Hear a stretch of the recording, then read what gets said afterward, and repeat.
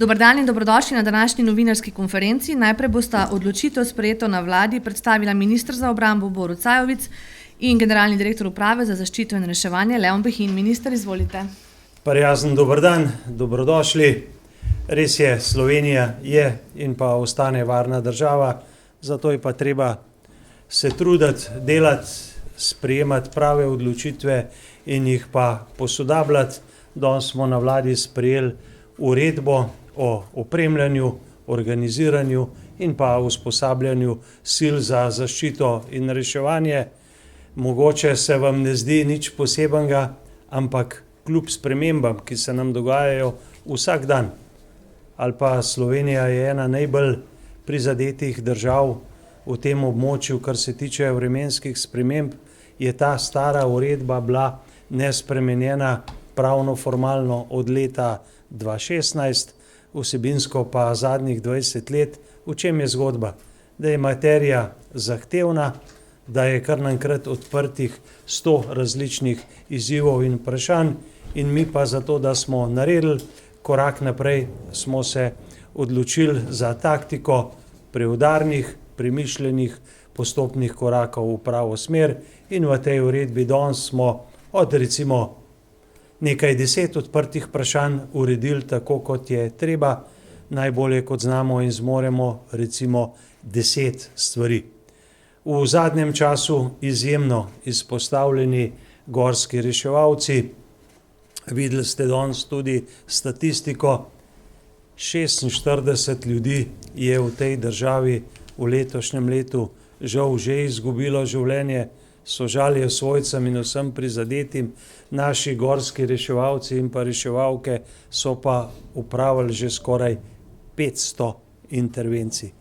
500 intervencij in potem, ko smo predhodno že uredili za gorske reševalce nabavo zdravil, smo danes z uredbo povečali število postaj gorskega reševanja, do zdaj smo jih imeli 17, dodajamo še 18 in sicer ta postaja bo v Ajdovščini.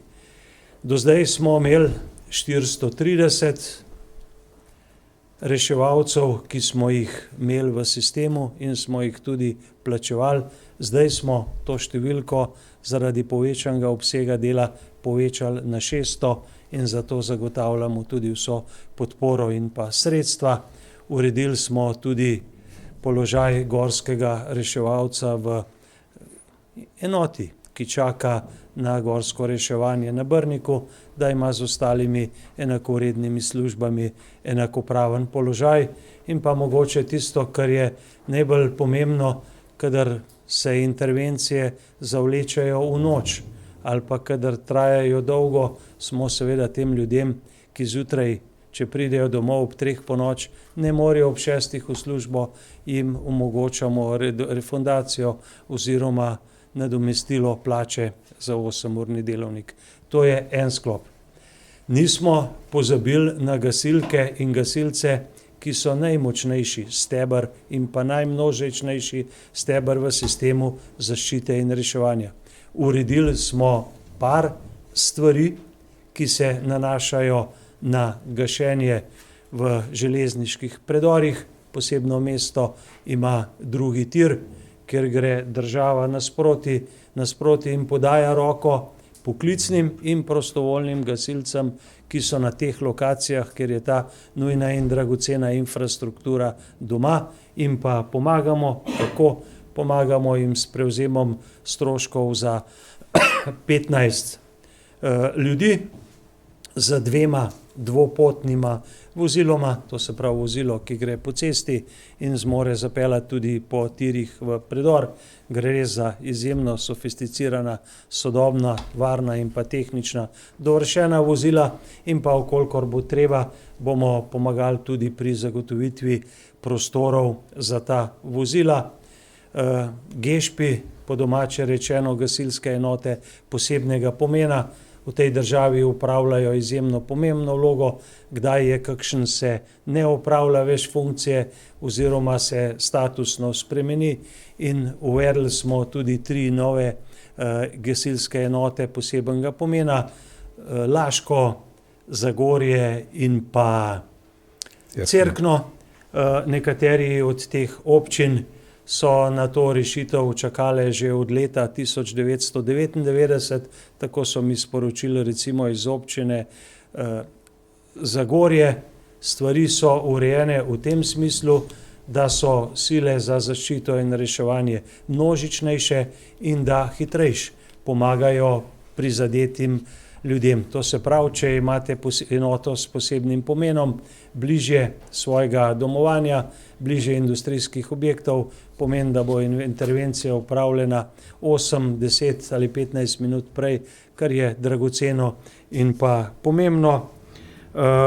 Potem imamo tudi določitev struktur enote za hitre intervencije in pa njihovo delovanje v tujini. In pa za konec še najpomembnejše sporočilo, mi vemo, da je odprtih še kar nekaj vprašanj in zato se že usklajujemo z vsemi gasilci v tej državi in imamo že ustanovljeno delovno skupino, tako da bodo dogovori, pogovori in pa iskanje kompromisnih rešitev tudi za vse slovenske gasilke in gasilce v naslednjih dnevih, tednih in mesecih dokončani in takrat bo uredba ponovno renovirana. Torej, ključno sporočilo, gasilke in gasilci niso in nikoli ne bodo pozabljeni, njihovo problematiko urejamo vzporedno.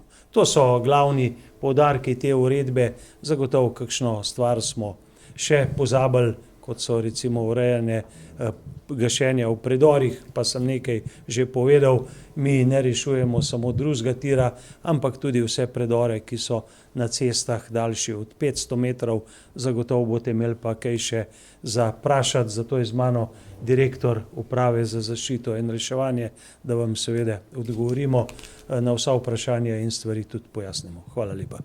Hvala. Želite, gospod Behin, še kaj dodati? Mogoče, če smem, samo še 2-3 besedi. Minister je zelo izčrpno o vsebini, dejansko je področje, ki se jih dotika uredba o organiziranju in upravljanju enot zaščite in reševanja veliko širša, zaradi tega je tudi razlog, zakaj se tako poredko spreminja, sploh pa da pride do nove uredbe, ker tukaj, če pogledamo, da ta uredba ureja in smo tudi spremenili v njej obveznosti občin, javnih zavodov glede ustanavljanja enot prve pomoči, glede na število dijakov, učencev v različnih zavodih, da potem tudi spreminjamo enote, ki jih posodabljamo, po drugi strani pa racionaliziramo tako imenovane RKB enote za radiološko, biološko, kemijsko izvidovanje, da spreminjamo tudi nekatere druge enote za iskanje pogrešenih oseb. Tisti primer, do sedaj smo imeli napisano, da mora vsaka regija imeti praktično svojo enoto, tudi za nastanitve, sedaj rečemo, še vedno ohranjamo 13 enot, vendar ni nujno, da ima vsaka regija, ampak da jih imamo 13 v državi in lahko posredujejo kjerkoli v državi. En kup teh anomalij je v praksi bilo v preteklosti ugotovljeno ne samo strani inšpekcijskih služb, ampak tudi občin in naša intenca je bila, in tukaj smo bili uspešni v dogovarjanju, da smo vsi skupaj v sodelovanju z lokalnimi skupnostmi in enotami, ki so res številne v sistemu zaščite in reševanja, dosegli neki konsens. Absolutno pa tako, kot je povedal minister, naloga ni končana in izhaja tudi iz uredbe, da je potrebno narediti v roku 1 leta določene posodobitve na uredbo glede načina opremljanja, organiziranja in tudi kadrovskih formacij tega sistema, se z ciljem upeljati vse naše izkušnje od leta 2015 do danes, ko so nas prizadele praktično največje naravne katastrofe in hkrati tudi izkušnje iz tujih držav, kjer smo nudili pomoč v materialni ali pa tudi tehnični obliki.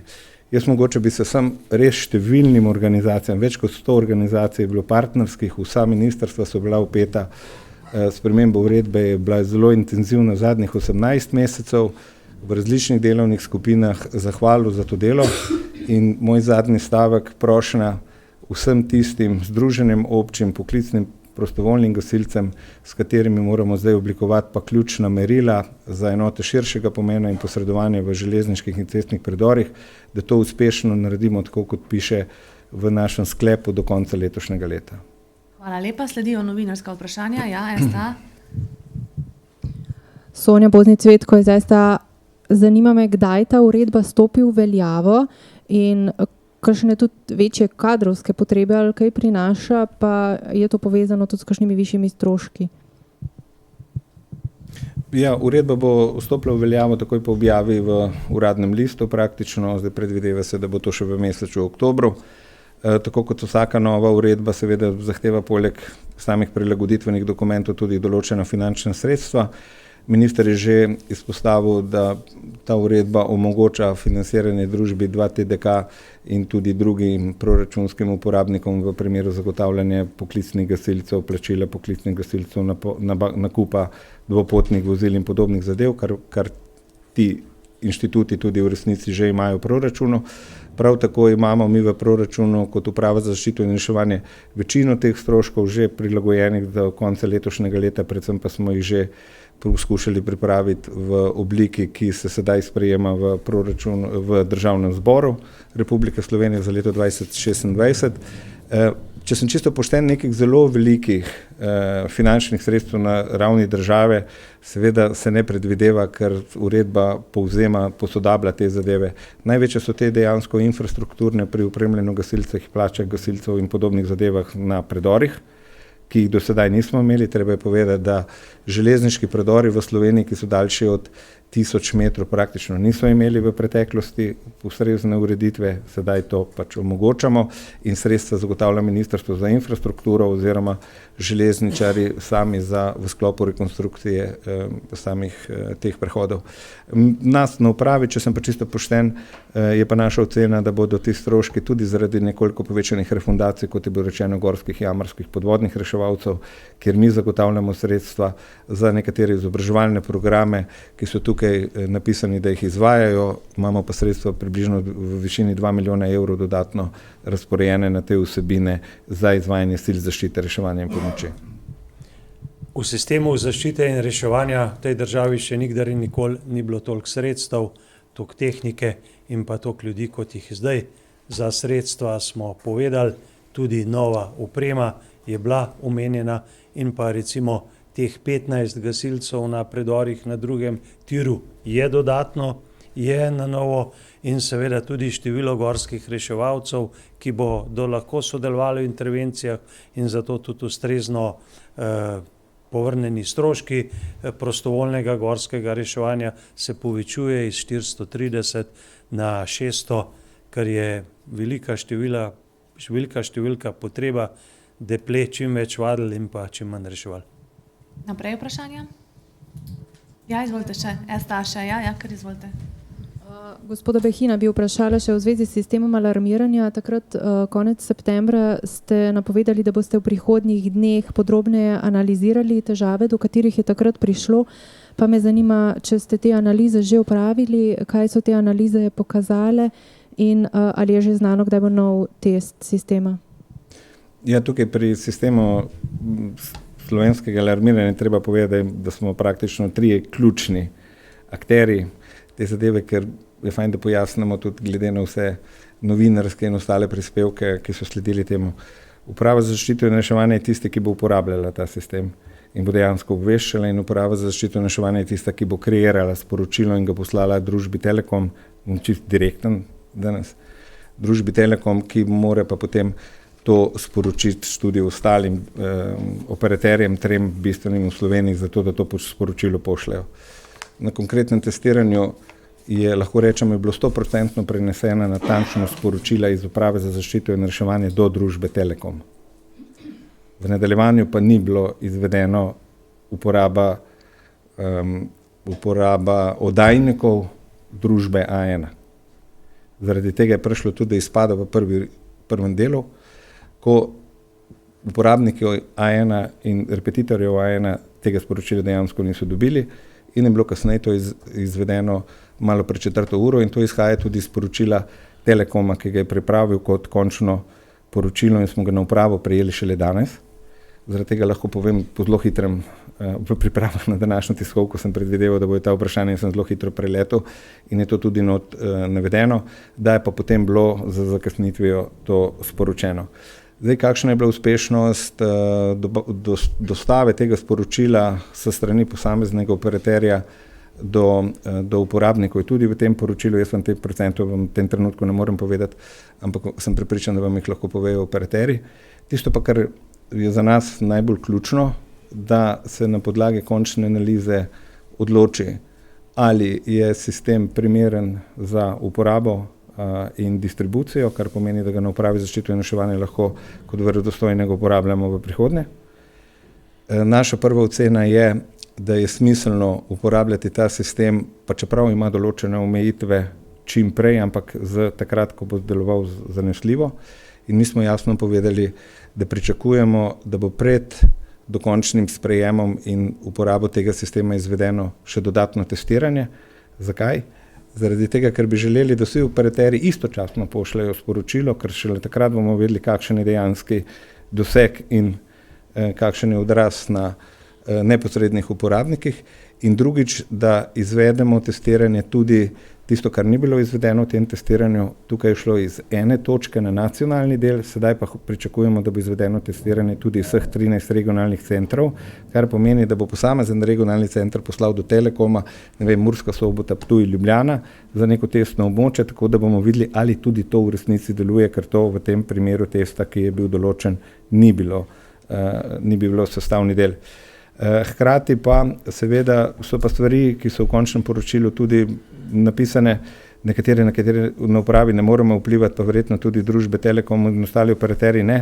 To so pa stvari, ali so se posodobili operacijski sistemi na iOS-u in na Androidu, oziroma kdaj bodo izvedeni, kajti večina nezadovoljstva izhaja dejansko iz sprejema na naše lastne telefone, ki niso zvonili, ampak so ostali na tiho, v katerih se je izpisalo predsedniško sporočilo, namesto da bi se izpisalo nacionalno opozorilo, za katere pač nekaterih niso sprejeli v sistemu 2G, in tudi to je v končnem poročilu, ali je uspešnost na 2G, 3G omrežjih zadovoljiva in v kakšnem obsegu, oziroma kdaj se bodo izvedle posodobitve teh operacijskih sistemov. Vsa testiranja, ki bi lahko bila izvedena pred posodobitvami operacijskih sistemov, seveda bodo podvržena pri prebivalci do istih občutkov in do istih rezultatov. Zaradi tega je treba biti zelo moder, kar se tega tiče, kdaj izvedemo neka testiranja dodatna in vse ostalo, da ne bomo dosegli kontraefekt, in to bo tudi naše opozorilo tistim, ki to izvajajo, da seveda je testiranje treba ponoviti, ne bi jih pa ponavljali verjetno prehitro na celi Sloveniji, ker če bo Android to naredil šele v novembru mesecu, je povsem nesmiselno pošiljati sporočilo, ker bo vedno potem še pisalo predsedniško sporočilo, ne glede na to, kaj mi želeli ali pa ne bi želeli. Tako da, kot sem že rekel, 3 ključni akterji smo, mi pričakujemo, da preden prevzamemo sistem v uporabo, da mora ta sistem biti dodatno testiran, tudi na regionalnem nivoju, in zelo natančno strani operaterjev pojasnjeno, kateri telefon bo dobil sporočilo in kateri telefon ne bo dobil sporočilo. To sicer ni naša naloga, je pa naš sistem zaščite in reševanja, ki na takšen način lahko izgublja kredibilnost med prebivalstvom, česar si pa mi ne želimo.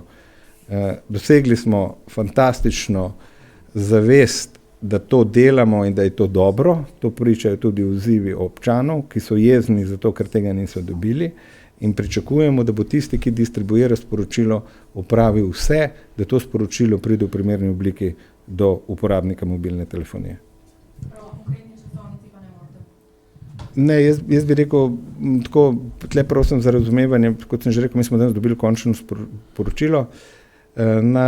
Mi smo povedali Ministrstvu za digitalno preobrazbo, da bo naš odziv sledil najkasneje v jutri do konca dneva, zaradi tega, da ga vidimo, v katerem bomo nekatere od teh stvari, ki sem jih povedal, smo že dogovorjeni znotraj uprave, tudi jasno napisali, in da se potem sestanemo z operaterjem in z ministrstvom v začetku naslednjega tedna, zaradi tega, da se jim jasno nam pove, kdaj bo sistem primeren, da ga mi prevzamemo in ga lahko uporabimo in tudi regionalno testiramo. Kot sem že rekel, tega testiranja ni bilo. To regionalno testiranje je lahko na majhnih območjih, ob neki realni situaciji, ali pa vse ostalo, in tega je verjetno smiselno narediti še pred posodobitvami, zaradi tega, da vidimo, če sploh sistem med izpostavo in Telekomom deluje. Top TV. Ja, še minister bo Test je uspel, ker je pokazal težave in pa pomanjkljivosti, zagotovo ga še ponovimo in pa nadgrajujemo za razumevanje, ne? V tej državi že desetletja vsako prvo soboto v mesecu testiramo sirene. To je bila do zdaj edina alternativa za množično obveščanje. In to delamo vsak mesec, vsako soboto. Ker sistemi, če hočeš, da delujejo, jih je treba testirati, zagotovo pa ne prepogosto. Preberite si tudi,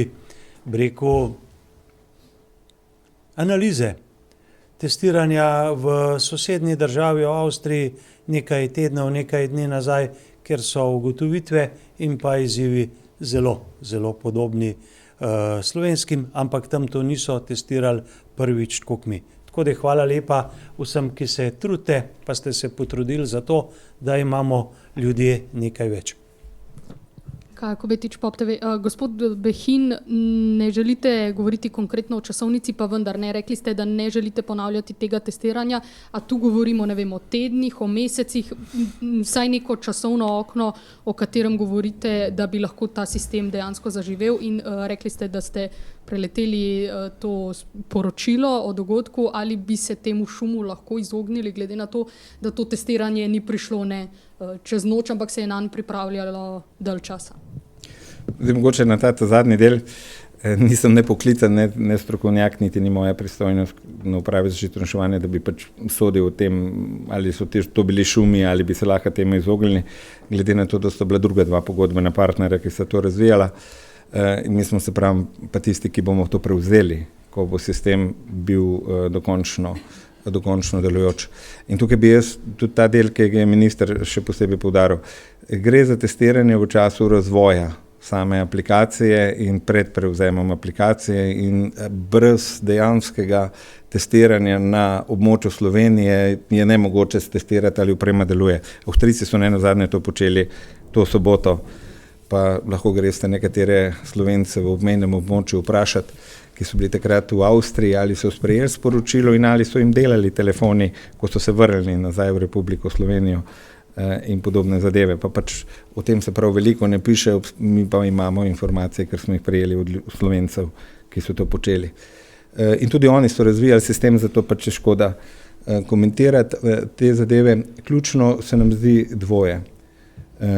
Sistem je treba še preveriti na regionalni ravni, to se z našega vidika tiče, zaradi tega, da bomo videli, ali vsi kanali potrjevanja in pošiljanja v resnici delujejo. Ker ne bi želeli zdaj šlo iz ene točke na nacionalnem merilu, da bi se pa zdaj zgodilo, da bi pa mi obvestili v neki nesreči, recimo v Pomurju, in bi ugotovili, da pomurski naš regionalni center pa tega ne more poslati in bi morali pošiljati to iz Ljubljane. Ta točka pač v programu ni bila, mi smo jo opazili kot manko in smo tudi opozorili, da je to treba stestirati. Ali je treba za tako majhno regionalno testiranje 13 regijskih centrov čakati na posodobitev sistema Android in iOS, pa jaz v tem trenutku ne bi želel špekulirati, ker se moramo z operaterji dogovoriti, da vidimo sploh, kaj oni mislijo, kdaj bodo ti sistemi narejeni. Ne mislimo pa čakati mesec, 2 ali pa 3 mesece zaradi tega, da bi to regionalno testiranje izvedli. Naš cilj je, da se regionalno testiranje izvede relativno hitro. Tukaj govorimo v tednih, ne govorimo v mesecih ali čem ostalem, zaradi tega, da sistem, ki deluje, damo tudi v prakso, da če se nam zgodi, da nekdo potrebuje to vrstno obveščanje, mi smo sposobni to narediti na lokalnem nivoju. Absolutno je pa drugi del nacionalnega testiranja, kjer pa probamo celo Slovenijo in dejansko vse to, tisti se pa bi po našem mnenju res lahko zgodil tudi nekoliko kasneje, ko bodo sistemi nadgrajeni, tako iOS kot Android, zaradi tega, da pa preverimo celotno Slovenijo naenkrat in vse aparate pri Slovencih naenkrat.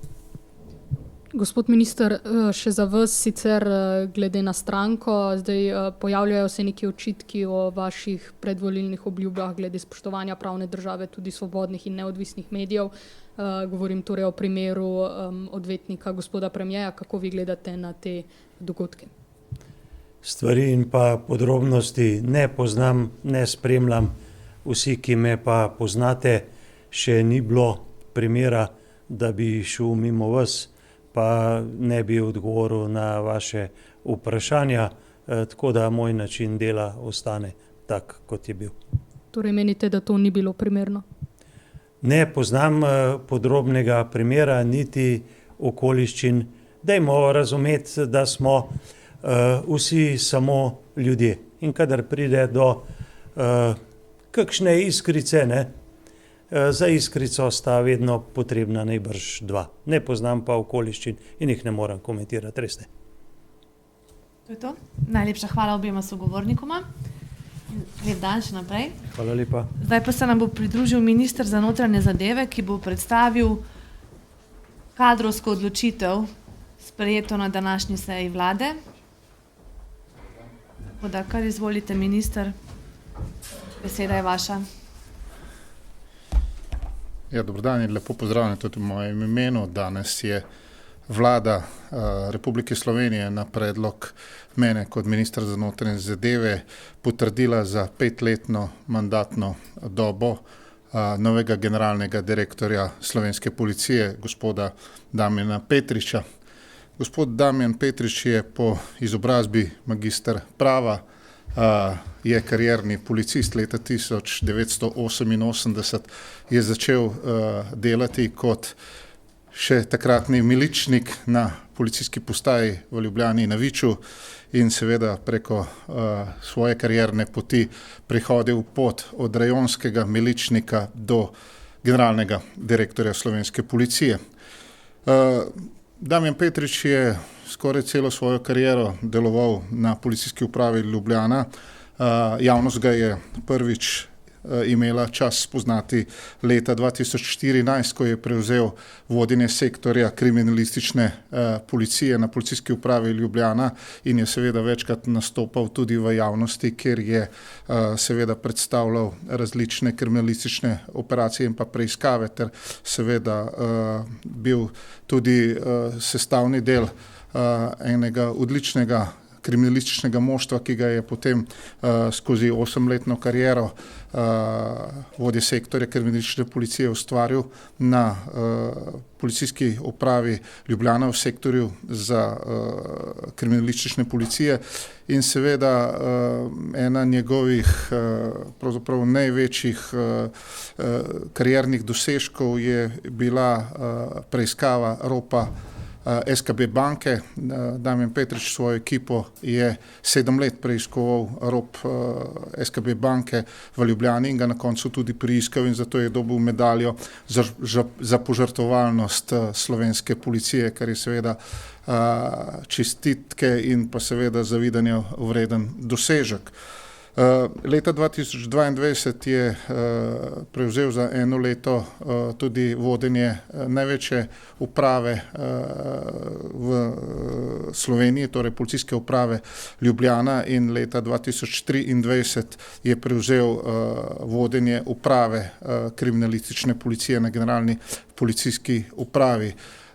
V tem času kot direktor se je soočal tudi z umorom, ki ga je pravzaprav, ki je bil storjen na Brdu in pa seveda za kriminalno združbo gospoda Muzaferoviča, ki so jo tudi skupaj z kriminalisti Nacionalnega preiskovalnega urada tudi uspešno preiskali in po odstopu magistra Senada Jusića, takratnega generalnega direktorja policije, letos januarja je tudi prevzel najprej kot vršilec dolžnosti vodenja slovenske policije, potem pa seveda od danes oziroma od jutri naprej tudi vodenje slovenske policije s polnim mandatom generalnega direktorja policije.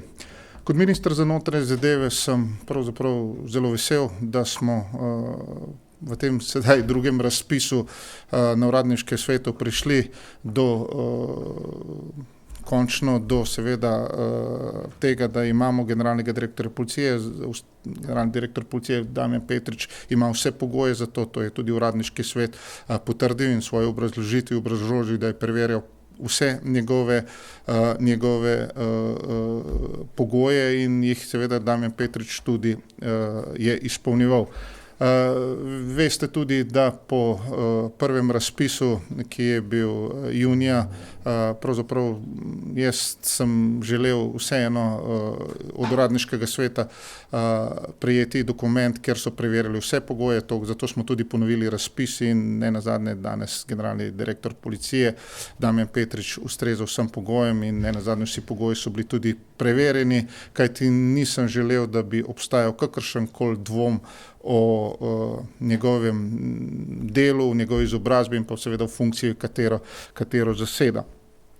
Naj še povem, da je vlada odločila, da Damjan Petrič imenovanje v polni mandat prevzame danes oziroma jutri od polnoči in seveda vsi skupaj lepo povabljeni jutri ob 13. uri na Ministrstvu za notranje zadeve v Kongresno dvorano, kjer bo slovesnost ob imenovanju generalnega direktorja slovenske policije in seveda generalni direktor slovenske policije, tako kot veleva tradicija, bo prevzel tudi insignijo, torej značko generalnega direktorja policije in jo bo seveda ponosno nosil na svoji uniformi.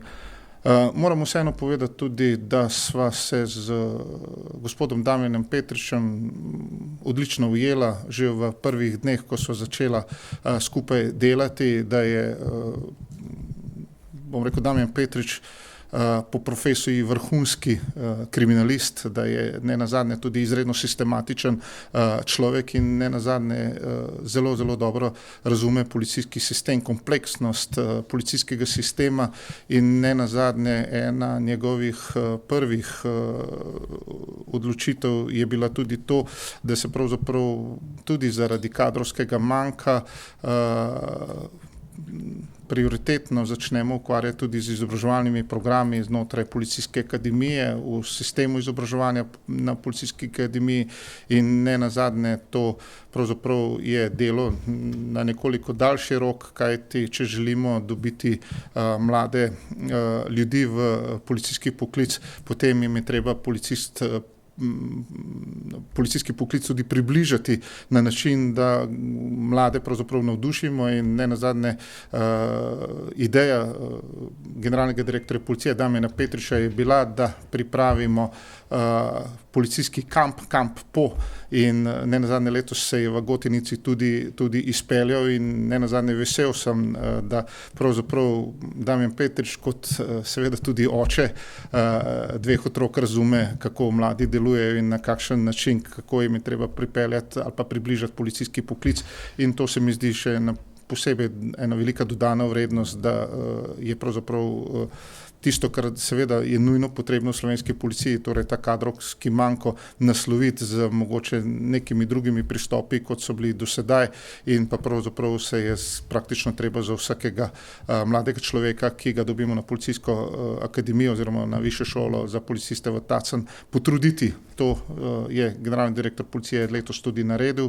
in lahko se pohvalimo, da imamo 199 študentov letos na višji policijski šoli v Tacnu, ki so pričeli z študijem. Vesel sem, da je Slovenija prišla do generalnega direktorja policije, vesel sem, da je generalni direktor policije magister Damjan Petrič izjemno izkušen policist in ne nazadnje tudi vi, ki ste ga spremljali v vseh teh letih, ko je pravzaprav preko svoje policijske kariere prišel tudi do vrha slovenske policije. Veste, da je Damjan Petrič človek, ki ne govori veliko, njegove izjave so bile vedno kratke, vendar zelo natančne in precizne in ne nazadnje gospod Damjan Petrič je vedno najprej zadržan in seveda zelo temeljito premisli v vseh teh zadevah, saj tako ga jaz tudi poznam, ampak na koncu so njegove rešitve vedno zelo dobre. Je pa seveda tudi človek dialoga, zato problem, da ne bi se pogovarjal tako s sindikati, kot ne nazadnje tudi z vsemi sodelavkami in sodelavci, je pravzaprav nepotreben. Vsekakor pa slovenska policija je stabilna organizacija in seveda sedaj je dobila na vrh še vodja s polnimi pooblastili in s polnim mandatom. Hvala lepa. Novinarska vprašanja, Kaja Kobetič. Gospod minister, ali je tokrat uradniški svet svojo odobritev kaj bolj dodatno pojasnil, glede na to, da vemo, da je bil to nekako kamen spotike ob imenovanju prejšnjega direktorja, in če se ne motim, ste ob prvem razpisu, ko ste ga objavili, ste rekli, da uradniški svet ni preverjal vseh pogojev. Ali je to bilo zdaj narejeno, oziroma ali ste pač ga imenovali brez teh pogojev, ki ste jih sicer omenjali in poudarjali? Uradniški svet je tokrat opravil svojo nalogo brezhibno. Kaj to pomeni? To pomeni, da je preveril vse pogoje, ki jih je po zakonu dolžan preveriti. In gospod Petrič je izpolnjeval vse te pogoje. Pa je to tudi obrazložil? Seveda. Torej je obrazložitev daljša, kot je bila prejšnja? Obrazložitev je taka, da je noter navedeno, da so preverili vse pogoje in da Damjan Petrič vsem tem pogojem tudi ustreza. Kaj pa glede varnostnega preverjanja in preverjanja psihofizičnih sposobnosti, kar ste vi izpostavili v prvem? Da, Damjan Petrič je preverjen tako psihofizično kot tudi varnostno. Ima vsa varnostna zagotovila in jih izpolnjuje. Še na stranko, če smem, gospod Šumi, torej predsednik KPK, je na premierja naslovil javno pismo, da diskreditacije, da so prestopile mejo dopustnega, glede na to, kaj v zadnjih dneh spremljamo, tudi prek izjav njegovega odvetnika. Kako to komentirate, glede na to, da je ta vlada oziroma vaša stranka zagovarjala pred volitvami, da bo drugačna kot nekatere druge vlade? Tega javnega pisma ne poznam, nisem še seznanjen z njemu, moram pa vseeno povedati, da se popolnoma strinjam z ugotovitvami, ampak vseeno moram pa tudi povedati, da tudi ko sem bil jaz v postopku pred KPK-jem, nisem dobil nobenega uradnega dokumenta in ne nazadnje tudi nobenega uradnega dokumenta nismo dobili v zvezi z zadnjim zadev, v zvezi s helikopterjem, tako da v glavnem beremo na njihovi spletni strani oziroma preko vaših poročanj. Verjamem, da bodo pa to izboljšali. Sam trenutek, sam na mikrofon, prosim. Sara Gorjak, TVS. Rekli ste, da se povsem strinjate z ugotovitvami, katerimi? Ja, lejte, jaz predvsem se strinjam s tistimi ugotovitvami, da naj le čevlje sodi kopitar in vsak dela svoje delo in ta država bo potem funkcionirala bistveno boljše. So pa demokratične inštitucije tiste, katere se moramo spoštovati. Vlada ima svoje pristojnosti, KPK ima svoje pristojnosti, policija ima svoje pristojnosti. Torej tudi vi menite, da KPK ne opravlja svojega dela, kot bi morala, čeprav razumem? Ne, z tega nisem rekel, da KPK ne opravlja svojega dela, ampak še enkrat, ko sem tudi sam bil v postopku, nisem dobil nobenega uradnega obvestila pa dokumenta s strani KPK z žigom in podpisom uradne osebe. Kaj pa ti, gospod Šumi pravi, diskreditacije, napadi, da so to metode, ki jih že poznajo odprej. Kako gledate, bi lahko morda vladajoči bili tu nekoliko bolj previdni ali pa drugače se izražali, ali pa sploh glede na vaše predvolilne obljube? Dobrodošli na vrhu. Strele vedno sekajo v strelovode, ne v kup gnoja, tako je rekel župnik Golob, in jaz se s tem zelo strinjam. Še kakšno vprašanje?